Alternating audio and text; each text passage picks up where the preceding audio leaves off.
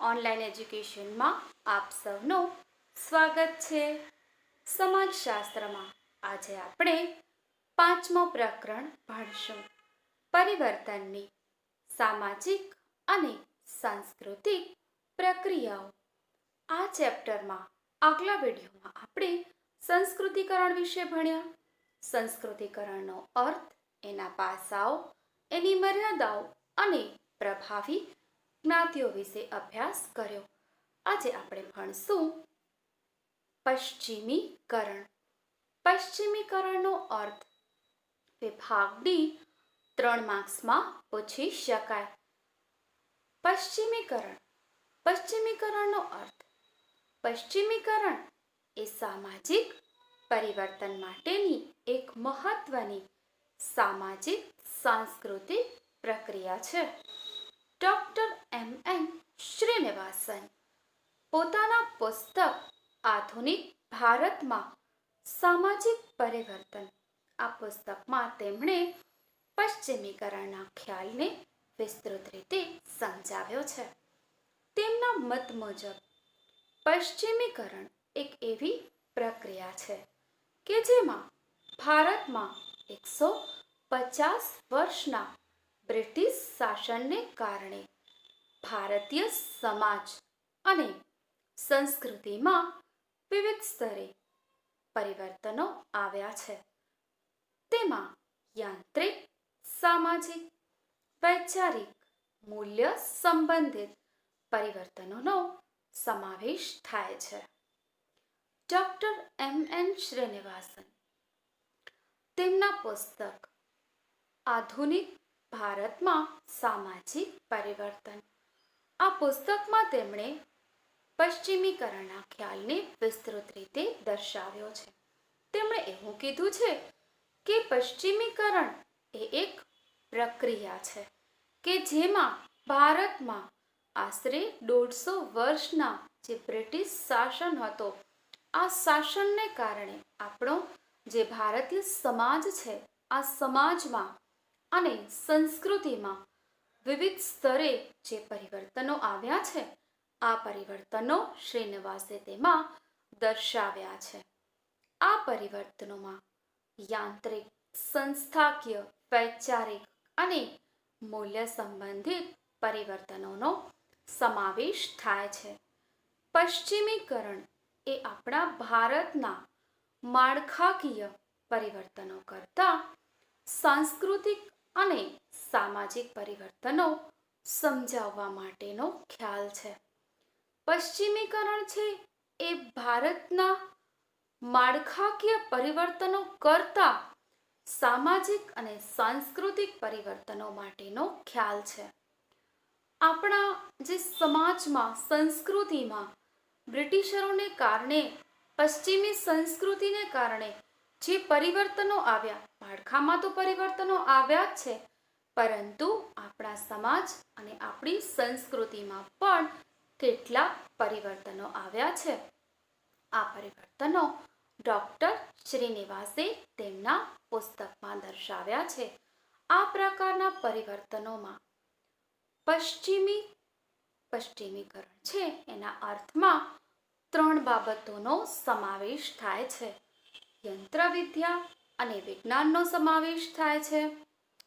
આપણા દેશની વિવિધ પ્રકારની યાંત્રિક વિદ્યાઓ સાથે વિજ્ઞાનનો પણ સમાવેશ થાય છે.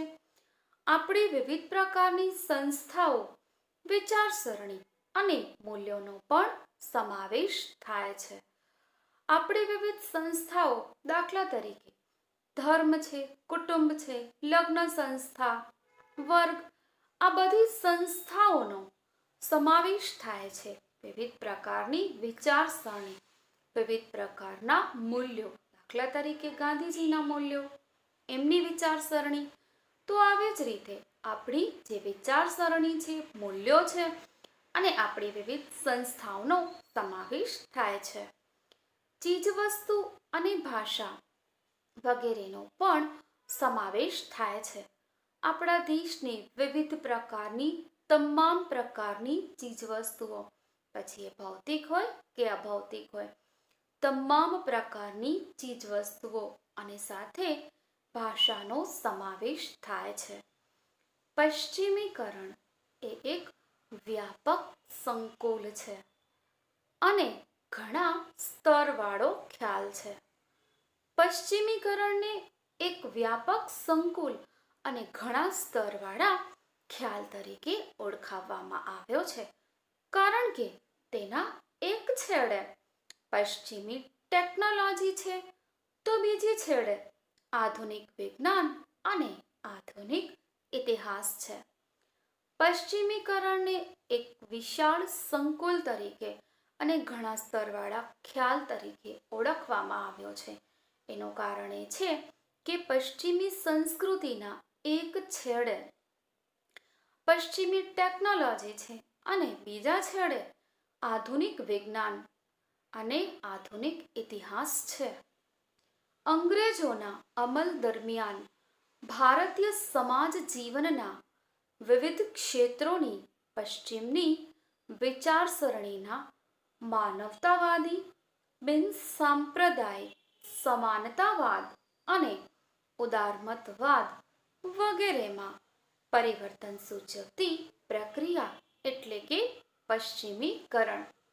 ફરીથી, પશ્ચિમીકરણ એટલે અંગ્રેજોના સમય દરમિયાન આપણું જે ભારતીય સમાજ જીવન છે, તો આ સમાજ જીવનના વિભિન્ન જે ક્ષેત્રો છે, આ ક્ષેત્રોમાં પશ્ચિમની જે વિચારસરણી છે એ આપણે અપનાવી છે, જેમાં માનવતાવાદી, બિનસાંપ્રદાયિક સમાનતાવાદ, ઉદારમતવાદ આ બધામાં પરિવર્તન જે સૂચવે છે એ પ્રક્રિયા એટલે કે પશ્ચિમીકરણ, એવું ડૉક્ટર શ્રીનિવાસન જણાવે છે. પશ્ચિમીકરણની પાસા. પશ્ચિમીકરણના પાસા વિભાગ ઈ 5 માર્ક્સમાં પ્રશ્ન પૂછી શકાય કે પશ્ચિમીકરણના પાસાઓ સમજાવો. પશ્ચિમીકરણના પાસા સમજાવવા માટે ડૉક્ટર શ્રીનિવાસે 7 જુદા જુદા વિવિધ ક્ષેત્રોમાં આ પાસા સમજાવ્યા છે. જેમ કે સૌથી પહેલું છે કૃષિ ક્ષેત્રે કાયદાઓ. બ્રિટિશ શાસન દરમિયાન કૃષિ ક્ષેત્રે કેટલાક મહત્વના કાયદાઓ અમલમાં આવ્યા. જેમ કે 18મી સદીના અંત ભાગમાં જમીન માલિકી અને જમીન મહેસૂલ ઉઘરાવવા અંગેની જમીનદારી, રૈયતવારી અને મહાલવારી વ્યવસ્થાઓ દાખલ કરવામાં આવી. 18મી સદીના અંત સુધી લગભગ આપણા ભારતમાં જમીન મહેસૂલ ઉઘરાવવા માટે વિવિધ પ્રકારની પ્રથાઓ દાખલ કરવામાં આવી કે જેમાં જમીનદારી, રૈયતવારી અને મહાલવારી આ પ્રથાઓ કે વ્યવસ્થાઓ દાખલ કરવામાં આવી. આના નીચે અંડરલાઈન કરજો મિત્રો. વિભાગ બીમાં આ પ્રશ્ન પૂછી શકાય કે જમીન મહેસૂલ ઉઘરાવવા માટે ભારતમાં કઈ કઈ પ્રથાઓ દાખલ કરવામાં આવી. તો 3 પ્રથાઓ દાખલ કરવામાં આવી. જમીનદારી, રૈયતવારી અને મહાલવારી આ 3 પ્રથાઓ દાખલ કરવામાં આવી. બ્રિટિશ સરકારે જમીન માલિકી અંગેના વિવિધ સર્વે કરાવ્યા અને આ સર્વેને આધારે તેમણે જમીન મહેસૂલ લેવાનું નક્કી કર્યું. આની પહેલા આપણા દેશમાં જમીન મહેસૂલ તો હતો જ, પરંતુ જમીન અંગેના કોઈ સર્વે નહોતા થયા. આ સર્વે અંગ્રેજ સરકારે કરાવ્યા કે કઈ વ્યક્તિ પાસે કેટલા પ્રમાણમાં જમીન છે અને જેટલા પ્રમાણમાં જમીન છે તો એ પ્રમાણે એની પાસેથી જમીન મહેસૂલ ઉઘરાવવામાં આવે. એટલા માટે અંગ્રેજોએ જમીન અંગેના સર્વે કરાવી અને વિવિધ પ્રકારનો જમીન મહેસૂલ તેના આધારે નક્કી કરાવ્યું. આ કારણે આપણા ભારતના ગ્રામ્ય વિસ્તારોમાં નવા જમીન સંબંધી સંબંધો સ્થપાયા. બીજો, આધુનિક ન્યાય વ્યવસ્થા. બ્રિટિશરોએ પોતાના દેશમાં અસ્તિત્વ ધરાવતા વિવિધ પ્રકારના કાયદા અને વ્યવસ્થાની રીતોનો આપણા ભારતમાં અમલ કરાવ્યો. બ્રિટનમાં એ વખતે જે કાયદાઓ અને રીતો કે વ્યવસ્થાઓ અમલમાં હતી એ બધા કાયદા અને વ્યવસ્થાઓ એમણે આપણા ભારતમાં આ વિવિધ પ્રકારની વ્યવસ્થાની રીતોનો અમલ કરાવ્યો. નવા લશ્કર અને પોલીસ દળોની નવેસરથી આધુનિક રચના કરવામાં આવી.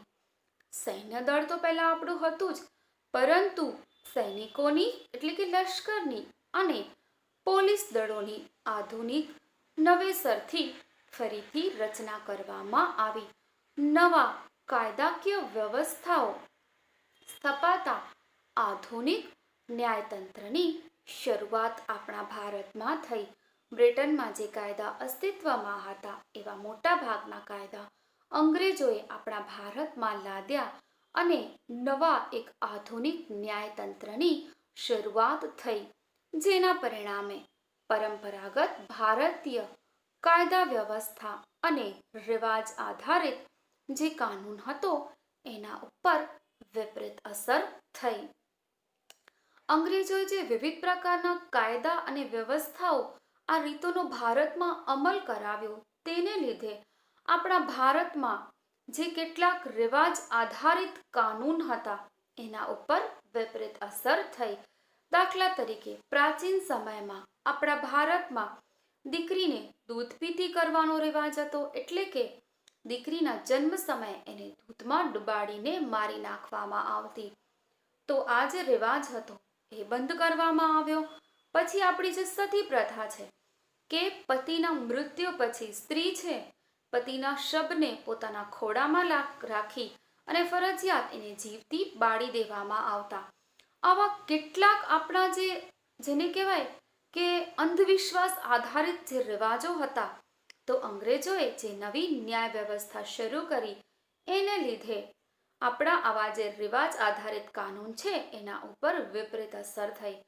વિપરીત અસર ભલે થઈ, પરંતુ આપણા દેશમાં એના દેશ માટે ખૂબ જ સારી વ્યવસ્થા થઈ કે આવા કેટલાક કુરિવાજો કે જેનામાંથી આપણે મુક્તિ મેળવી શક્યા. ત્રીજું, શિક્ષણ વ્યવસ્થા. પશ્ચિમીકરણની સૌથી વધુ વ્યાપક અસર શિક્ષણ વ્યવસ્થા ઉપર પડી. બ્રિટિશરોએ આપણા ભારતમાં આધુનિક શિક્ષણ વ્યવસ્થા દાખલ કરી અને તમામ વ્યક્તિઓ માટે શિક્ષણની સમાન જોગવાઈ કરી. બ્રિટિશરોએ આપણા દેશમાં જે શિક્ષણ વ્યવસ્થા દાખલ કરી અને ખાસ કરીને અંગ્રેજી શિક્ષણ દાખલ કર્યું કે જેના માટે તમામ વ્યક્તિઓ માટે સમાન શિક્ષણની જોગવાઈ કરવામાં આવી.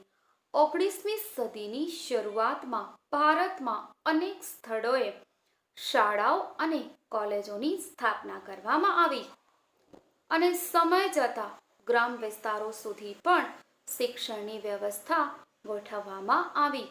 તેના પરિણામે નવા વિચારો અને મૂલ્યોનો પ્રચાર અને પ્રસાર થયો. અંગ્રેજોએ આપણા ભારતમાં જે શિક્ષણ વ્યવસ્થા દાખલ કરી, અંગ્રેજી શિક્ષણ દાખલ કર્યું, એનો હેતુ ભારતનો વિકાસ થાય એના માટે એણે શિક્ષણ વ્યવસ્થા દાખલ નથી કરી કે શિક્ષણનો પ્રચાર નહોતો કર્યો, પરંતુ અંગ્રેજોને પોતે શિક્ષિત કામદારો પ્રાપ્ત થાય, એવા શિક્ષિત કર્મચારીઓ પ્રાપ્ત થાય કે જેને લીધે પોતે સારી રીતે શાસન કરી શકે એટલા માટે એણે ભારતમાં શિક્ષણ વ્યવસ્થા સુદૃઢ બનાવી, અંગ્રેજી શિક્ષણ દાખલ કર્યું. એના માટે કેટલાક તજજ્ઞો બ્રિટનથી બોલાવવામાં આવ્યા. આ બધાનો ખર્ચ તો ભારતે જ ઉઠાવ્યો. આમ છતાં અંગ્રેજોએ ભલે પોતાના ફાયદા માટે શિક્ષણ વ્યવસ્થાને સુદૃઢ બનાવી, પરંતુ એનાથી ભારતને ઘણો લાભ થયો. અનેક સ્થળોએ શાળાઓ અને કોલેજોની શરૂઆત લગભગ 19મી સદીમાં થઈ ગઈ હતી અને આગળ સમય જતાં ગ્રામ વિસ્તારો સુધી પણ શિક્ષણનો પ્રચાર પ્રસાર થયો, જેને લીધે ગામડાના લોકોમાં નવા વિચારો અને નવા મૂલ્યોનો પ્રચાર અને પ્રસાર થયો, નવા પરિવર્તનો અપનાવતા થયા. એનું કારણ છે કે શિક્ષણ કેટલીક જે અંધશ્રદ્ધા છે, કુરિવાજો છે, એનામાંથી મુક્તિ મેળવતા આવ્યા અને નવા આધુનિક વિચાર તો અપનાવતા થયા. એનું કારણ છે શિક્ષણ વ્યવસ્થા. 1875માં ભારતના મુખ્ય 3 શહેરો મુંબઈ, કોલકાતા અને ચેન્નઈ ખાતે વિવિધ પ્રકારની યુનિવર્સિટીઓની શરૂઆત થઈ, જેને લીધે ભારતમાં ઉચ્ચ શિક્ષણનો વ્યાપ વધ્યો. શાળાઓ અને કોલેજો તો શરૂ કરી, ગામડાઓ સુધી પણ શિક્ષણ વ્યવસ્થામાં સુધારો કર્યો. પરંતુ 1875માં ભારતના મુખ્ય શહેરો મુંબઈ, કલકત્તા અને ચેન્નઈ ખાતે યુનિવર્સિટીઓની સ્થાપના કરી અને ઉચ્ચ શિક્ષણનો વ્યાપ વધ્યો. આ બધું પશ્ચિમીકરણને આભારી છે. ચોથો, છાપખાના. છાપખાના એટલે કે પ્રિન્ટિંગ પ્રેસ. બ્રિટિશરોએ ભારતમાં છાપખાનાની શરૂઆત કરી. આથી અખબાર, પુસ્તકો અને સામયિકોનું પ્રકાશન ભારતમાં શરૂ થયું. આની પહેલા અંગ્રેજોના પહેલા કોઈ છાપખાના નહોતા કે કોઈ પ્રિન્ટિંગ પ્રેસ નથી. અંગ્રેજોએ પ્રિન્ટિંગ પ્રેસની આપણા ભારતમાં શરૂઆત કરી કે જેને લીધે વિવિધ પ્રકારના આપણે આજે જે અખબારો વાંચીએ છીએ તો આ અખબારો, સામયિકો, પુસ્તકો આ બધાનું પ્રકાશન શરૂ થયું. સમાજના વિવિધ વર્ગો છે અને સમૂહોને પોતાના વિચારો વ્યક્ત કરવાની સમાન તક મળી. સમાજના જે વિવિધ પ્રકારના વર્ગો છે અને સમૂહો છે એને આ અખબારના માધ્યમ દ્વારા, પુસ્તકોના માધ્યમ દ્વારા પોતે પોતાના વિચારો વ્યક્ત કરવાની તક મળી, જેના પરિણામે આપણા ભારતમાં વૈશ્વિક સ્તરના નવા વિચારો અને મૂલ્યોનો પ્રસાર થયો. પહેલા આધુનિક વિચારો તો લોકો પાસે હતા જ, પરંતુ આ છાપખાનાની શરૂઆત થતા નવા સ્તરના વિચારો અને મૂલ્યોનો પ્રચાર અને પ્રસાર થયો. એનું કારણ છે કે અંગ્રેજોએ આપણા ભારતમાં જે છાપખાના શરૂ કરાવ્યા એને લીધે આવા કેટલાક પરિવર્તનો આવ્યા. પાંચમું, નવી વિચારસરણી. પશ્ચિમીકરણને લીધે નવા વિચારો અને નવા સિદ્ધાંતો અસ્તિત્વમાં આવ્યા. ડોક્ટર શ્રીનિવાસ આ સંદર્ભમાં માનવતાવાદના વિચારોને સૌથી વધુ મહત્વ આપે છે. માનવતાવાદનો વિચાર એ બધી વ્યક્તિઓના કલ્યાણની વાત કરે છે. માનવતાવાદ પશ્ચિમીકરણને લીધે જે નવી વિચારસરણી આપણા ભારતમાં ઉદ્ભવી અને જેને લીધે માનવતાવાદનો વિચાર ઉદ્ભવ્યો, જે સૌથી વધુ મહત્વનો છે અને આ વિચાર છે એ માનવીના કલ્યાણની વાત કરે છે કે કોઈ પણ પ્રકારની જ્ઞાતિ, આર્થિક સ્થિતિ, ધર્મ, ઉંમર, જાતિ આ બધાના ભેદભાવ વિના બધાના કલ્યાણનો આ આદર્શ છે. સમાનતા, સ્વતંત્રતા, બિનસાંપ્રદાયિકતા આ બધા ખ્યાલોને ભારતમાં માનવતાવાદી વિચારસરણી ફેલાવવામાં અગત્યનો ભાગ ભજવ્યો છે. આપણે પશ્ચિમીકરણ અપનાવ્યું, પશ્ચિમની સંસ્કૃતિ અપનાવી, નવી આધુનિક વિચારસરણી અપનાવી કે જેમાં માનવતાવાદનો ખ્યાલ છે એ સૌથી વધુ અગત્યનો છે, કારણ કે તે માનવીના કલ્યાણની વાત કરે છે.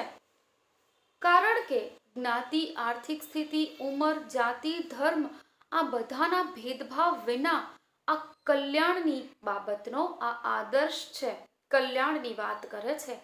આની પહેલા આપણા ભારતીય સમાજમાં ઊંચ નીચના જ્ઞાતિને આધારિત કેટલાક ભેદભાવો જોવા મળતા હતા.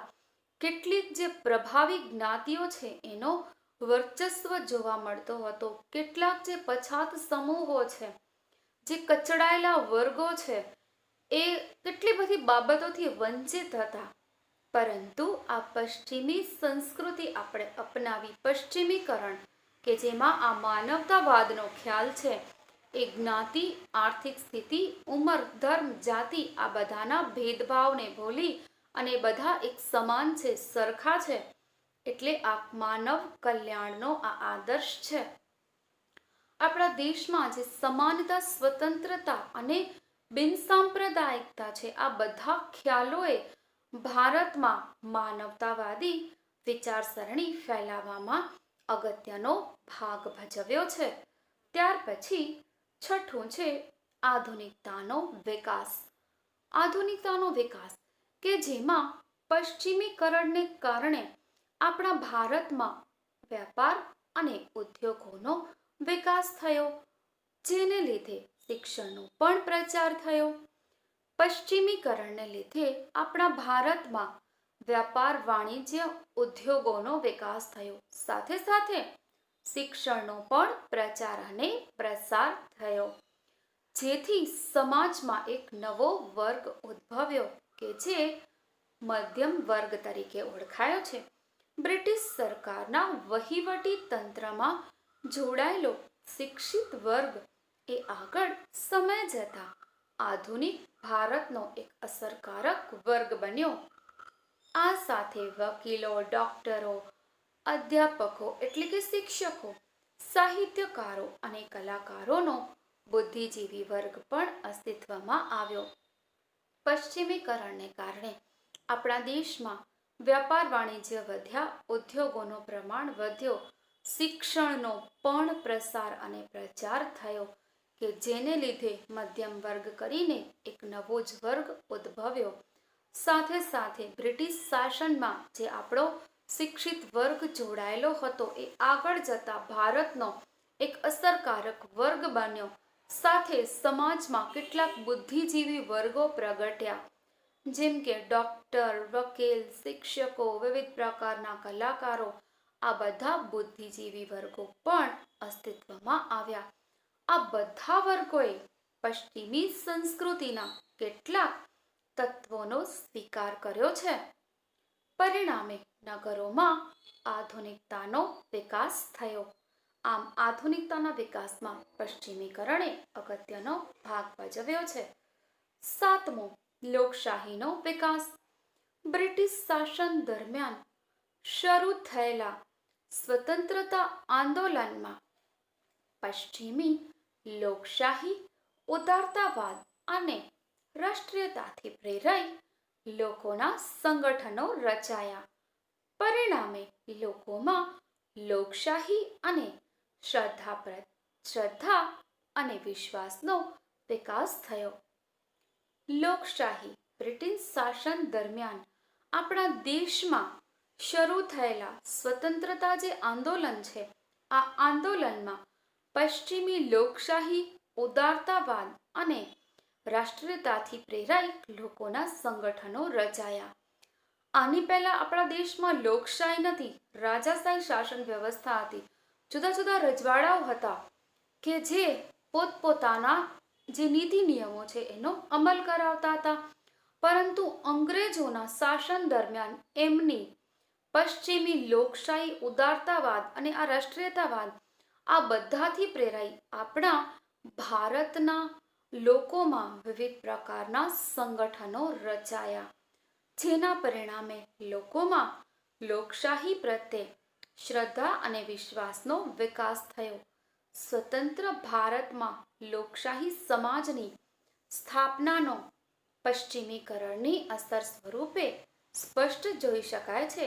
અત્યારે આપણે જે સ્વતંત્ર ભારતમાં સ્વતંત્ર હવામાં એક શ્વાસ લઈ રહ્યા છીએ અને ગર્વ અનુભવી રહ્યા છીએ, એનું કારણ છે ભલે આપણા વિવિધ પ્રકારના ક્રાંતિકારીઓએ, તત્વ પુરુષોએ, લોહ પુરુષોએ એમાં પોતાનું લોહી રેડ્યું છે સ્વતંત્રતા અપાવવામાં, પરંતુ આ સ્વતંત્રતા અપાવવા માટેનો આ લોકશાહીનો વિચાર, આ પ્રકારનો વિચાર આપણાને પશ્ચિમીકરણની લોકશાહી, ઉદારતાવાદ અને રાષ્ટ્રીયતાથી પ્રેરણા મળી અને એનામાંથી આપણે વિવિધ પ્રકારના સંગઠનો રચ્યા, વિવિધ પ્રકારની ક્રાંતિઓ થઈ, વિવિધ પ્રકારના કેટલા બધા ક્રાંતિકારી આંદોલનો થયા અને જેને લીધે આપણો દેશ આઝાદ થઈ ગયો અને આજે આપણે સ્વતંત્ર ભારતમાં શ્વાસ લઈ રહ્યા છીએ. તેનું કારણ છે પશ્ચિમીકરણ. તેની લોકશાહી, ઉદારતાવાદ અને રાષ્ટ્રીયતાથી પ્રેરાઈ આપણા લોકોએ વિવિધ પ્રકારના સંગઠનો રચ્યા કે જેને લીધે આપણે લોકશાહીનો મતલબ સમજી શક્યા અને આજે આપણે લોકશાહી અર્થતંત્રમાં શ્વાસ લઈ રહ્યા છીએ, જેનું કારણ છે પશ્ચિમીકરણ. આમ આપણા સ્વતંત્ર ભારતમાં લોકશાહી સમાજની સ્થાપનાને પશ્ચિમીકરણની અસર સ્વરૂપે આપણે સ્પષ્ટ રીતે જોઈ શક્યા છીએ. મિત્રો, આજે આપણે આ પ્રશ્ન ભણ્યા, જેમાંથી તમારો હોમવર્ક કે પશ્ચિમીકરણના પાસાઓ, જેમાંથી કોઈ પણ 5 પાસાઓ તમને તમારી નોટમાં લખવાના છે. નવા વિડીયોમાં નવા ટોપિક સાથે મળશું. Thank you.